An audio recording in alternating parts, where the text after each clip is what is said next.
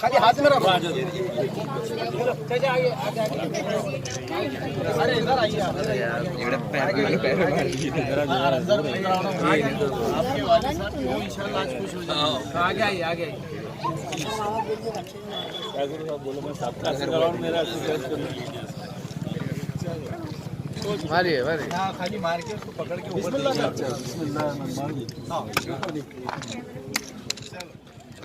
जरा जोर से फटका सब बड़ा पत्थर बाहर आपका ये उल्टा हो गया है कि जिस तरह हमारे खासदार साहब हमेशा एक चमत्कार करते हैं, जिस तरह आपने एक चमत्कार किया था पार्लियामेंट इलेक्शन में, उसी तरह आज हमारे समीर साहिब फिल्डर का इस्तकबाल जो है तो नासिर सिद्दीकी साहब कर रहे हैं।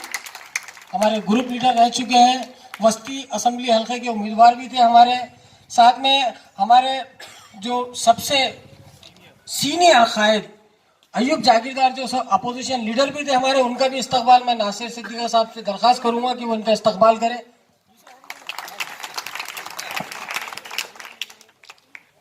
इसी तरह आरिफ हुसैनी साहब का भी इस्तकबाल नासिर सिद्दीकी साहब करेंगे। इसी तरह शेख अहमद साहब जो हमारे साबिका जिला सदर थे, वो सामने है शेख अहमद साहब, उनका इस्तकबाल भी है तो नासिर सिद्दीकी साहब करेंगे। साबिक अपोजिशन लीडर फिरोज खान का इस्तकबाल भी नासिर सिद्दीकी साहब करेंगे। साबिक ग्रुप लीडर गंगाधर ढगे साहब का भी इस्तकबाल मजहर साहब करेंगे। मजहर भी आ जाइए।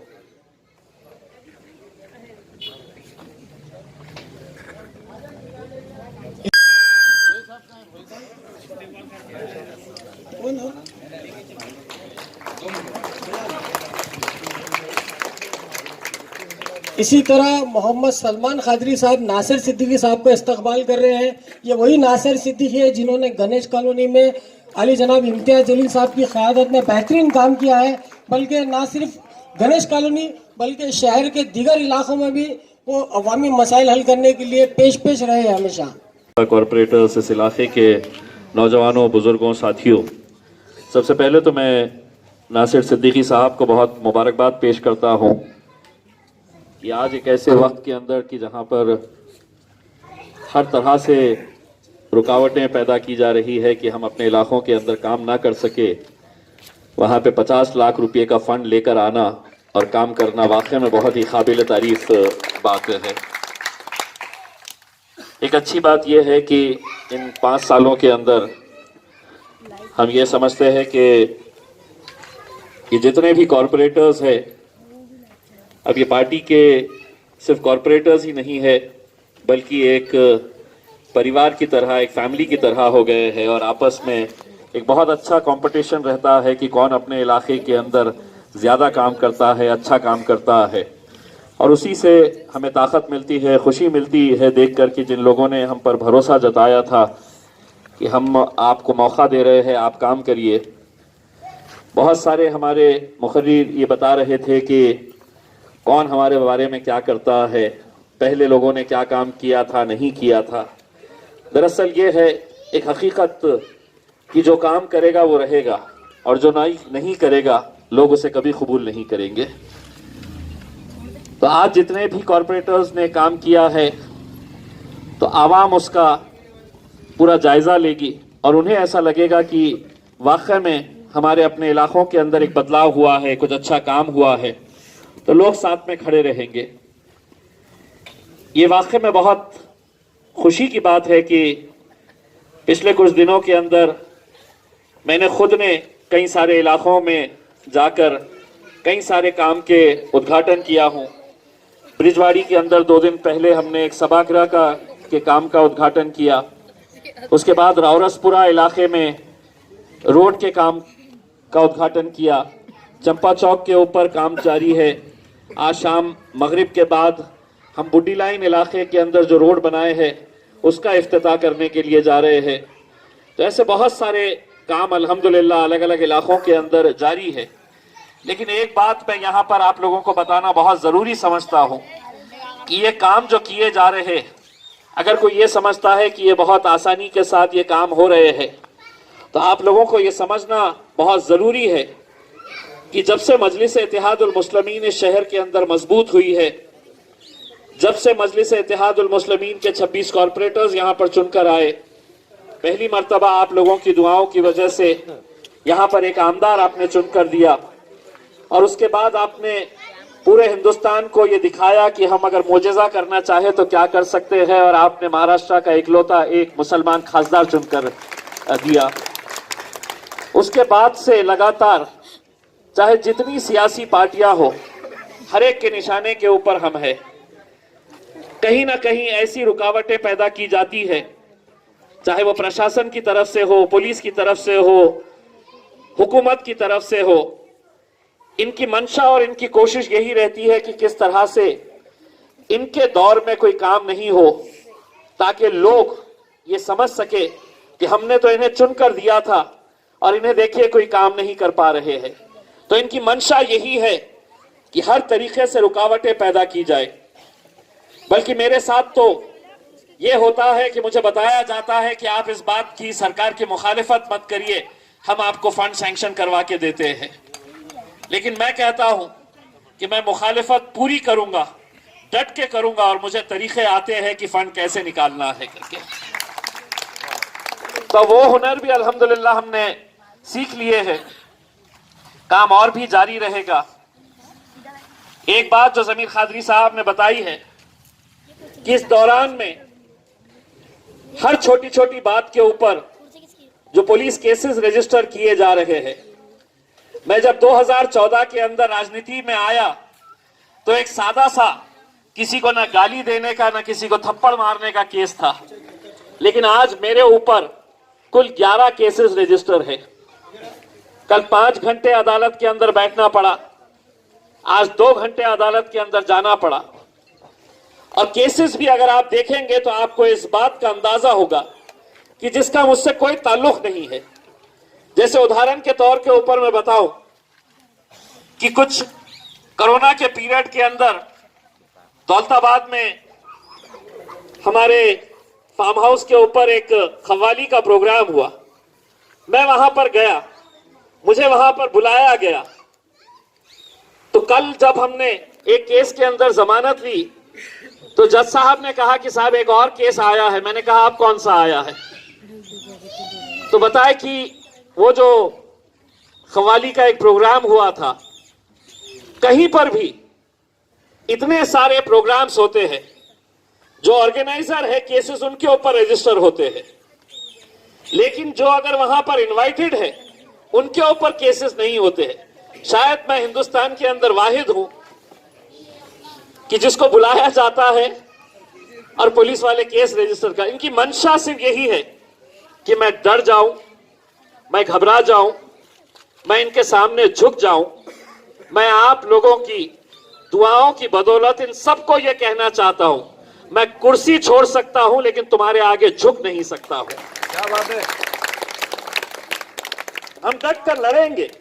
ठीक है, ये तकलीफें, ये परेशानियां, यही जो कुछ घंटे अगर हम कुछ अच्छे काम के अंदर निकाल ले, लेकिन अदालतों के भी चक्कर काटने पड़ रहे। लोड शेडिंग के मामले में जब केस रजिस्टर हुआ, आप सभी लोग जानते होंगे कि 2017 के करीब जब पूरे शहर के अंदर सुबह 4 घंटे, शाम में 4 घंटे की लोड शेडिंग तय हुई थी, उस वक्त हमने हमारे पूरे कॉर्पोरेटर्स, हमारे पूरे वर्कर्स के सामने हमने एक धरना आंदोलन दिया था एमएससीबी के ऑफिस के सामने। हाँ, कुछ हुआ था वहां पे, हंगामा हमने किए थे क्योंकि उनको वही भाषा समझ में आने वाली थी।